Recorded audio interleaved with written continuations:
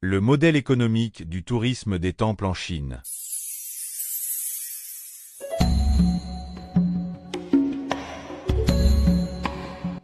La vidéo commence par une présentation du site touristique de la colline Usnisa à Nanyin.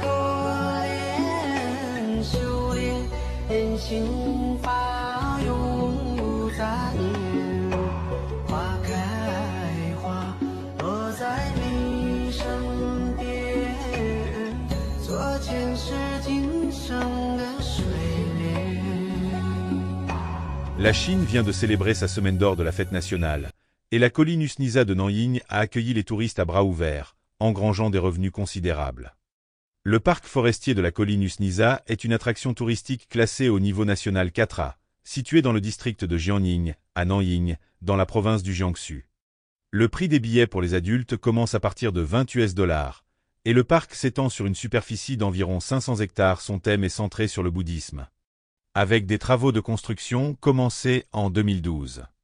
En 2015, la zone culturelle et touristique de la colline Usnisa a été achevée et ouverte au public.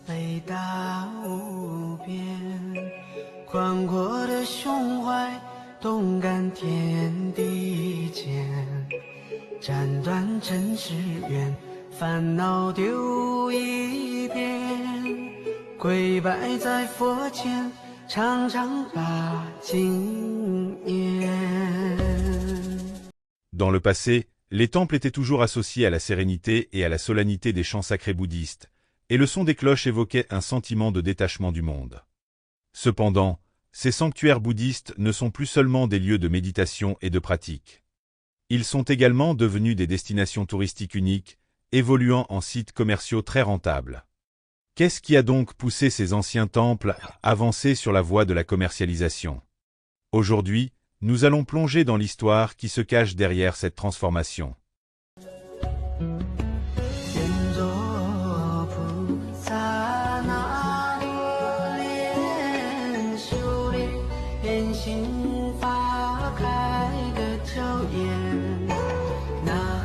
Tout d'abord, les offrandes d'encens et les dons sont parmi les sources de revenus les plus traditionnelles et les plus importantes pour les temples. Qu'il s'agisse d'un temple célèbre dans une grande ville ou d'un petit temple isolé, les offrandes d'encens et les boîtes à dons sont les trésors qui les maintiennent en fonctionnement. De nos jours, de nombreux temples ont modernisé leur système de dons, passant des boîtes à dons traditionnelles au paiement numérique par code QR. Cela rend non seulement le processus plus pratique pour les fidèles, mais améliore également l'efficacité des dons.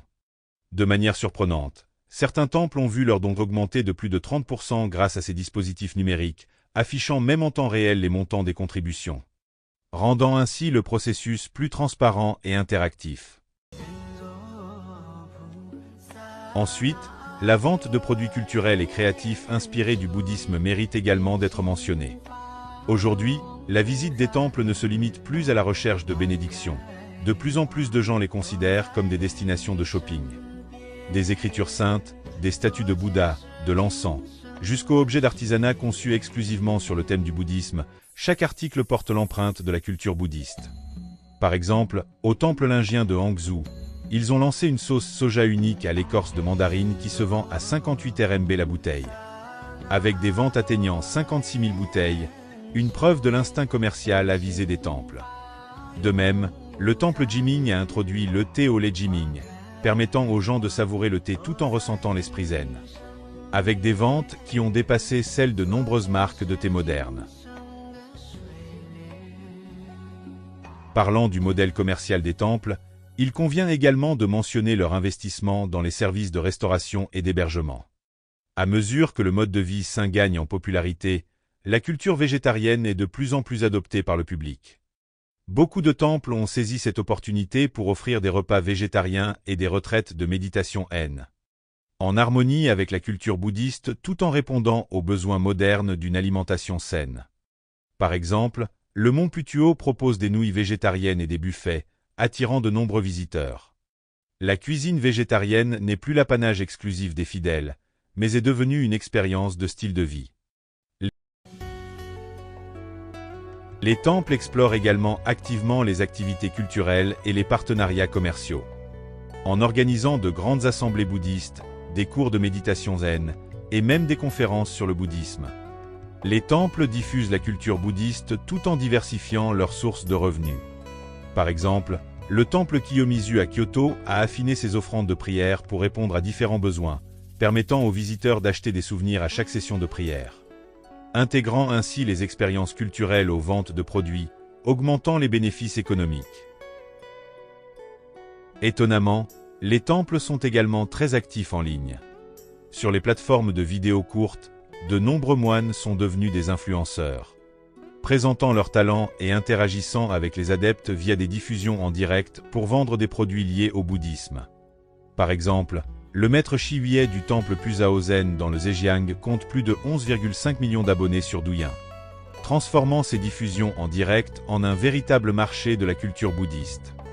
Même le célèbre temple Shaolin a utilisé le chatbot IA de Beidou comme outil de promotion, transformant ces lieux sacrés en équipe commerciale polyvalente. L'ampleur des investissements des temples est encore plus stupéfiante.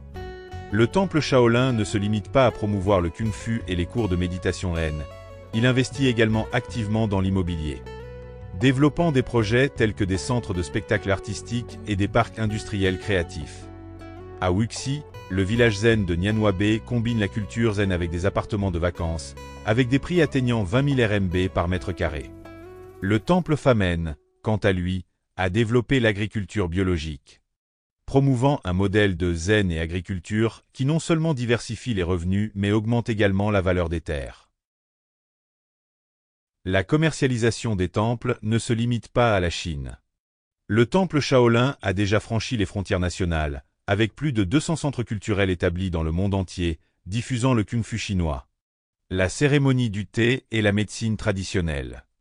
Ces centres culturels organisent également divers événements qui attirent de nombreux fans internationaux, générant des bénéfices économiques significatifs grâce à l'exportation de la culture.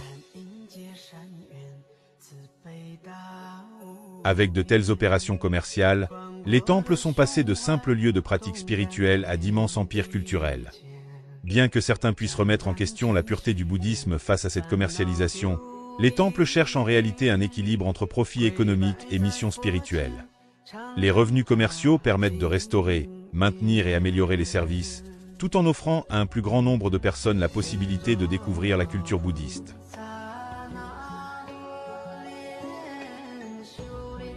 Grâce à cette transformation, les temples se sont progressivement convertis de lieux religieux traditionnels à des centres touristiques culturels multifonctionnels, répondant aux besoins des jeunes en quête de consommation spirituelle et stimulant le développement du tourisme culturel. Qu'il s'agisse de vendre des produits créatifs, de proposer des repas végétariens, de nouer des collaborations intersectorielles ou de diffuser des ventes en direct. Les temples ne cessent d'innover pour maximiser leur valeur culturelle et commerciale.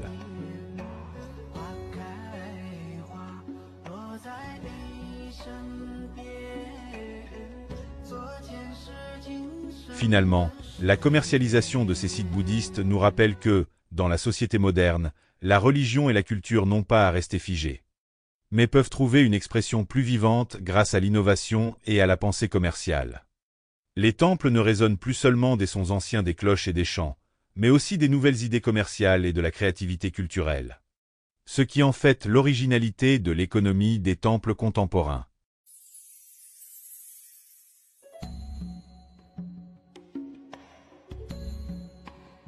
Quelles sont vos opinions sur la commercialisation des temples en Chine?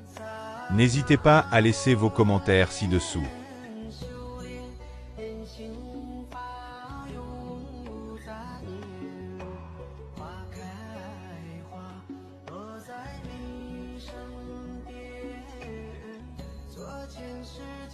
Bye.